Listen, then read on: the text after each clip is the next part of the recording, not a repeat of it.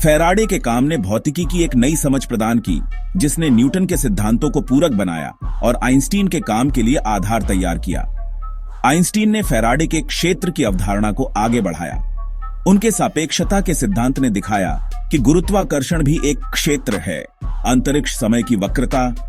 Einstein के प्रकाश के बारे में विचार भी फैराडे के कार्य से प्रेरित थे। उन्होंने प्रकाश विद्युत प्रभाव की व्याख्या की, जिसके लिए उन्हें नोबेल पुरस्कार मिला, और उन्होंने प्रकाश को तरंगों और कणों दोनों के रूप में वर्णित किया, जो फैराडे के क्षेत्र सिद्धांत से मेल खाता था। माइकल फैराडे का जन्म 22 सितंबर 1791 को इंग्लैंड में एक गरीब परिवार में हुआ था।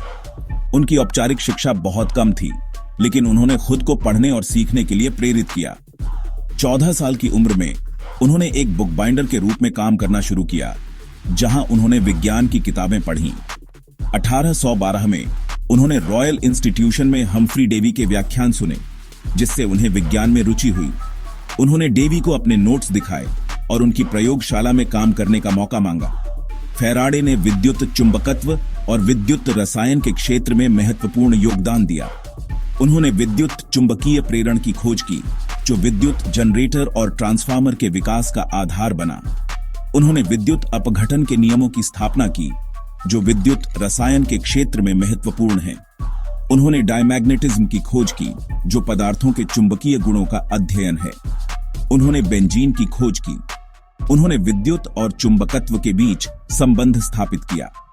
फैराडे ने विद्युत और चुंबकत्व के संबंधों को समझने के लिए चुंबकीय क्षेत्र की अवधारणा को प्रस्तुत किया। उन्होंने विद्युत में प्रयोगात्मक अनुसंधान नामक एक पुस्तक लिखी, जिसमें उनके प्रयोगों और खोजों का वर्णन है।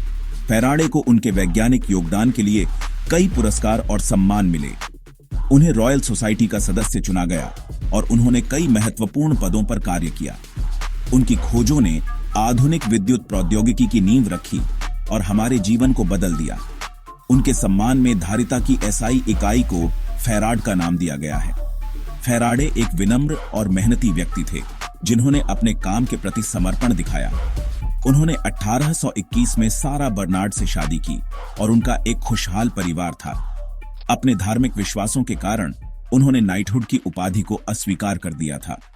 माइकल फैराडे एक महान वैज्ञानिक थे, जिनकी खोजों ने विज्ञान और प्रौद्योगिकी के क्षेत्र में क्रांति ला दी।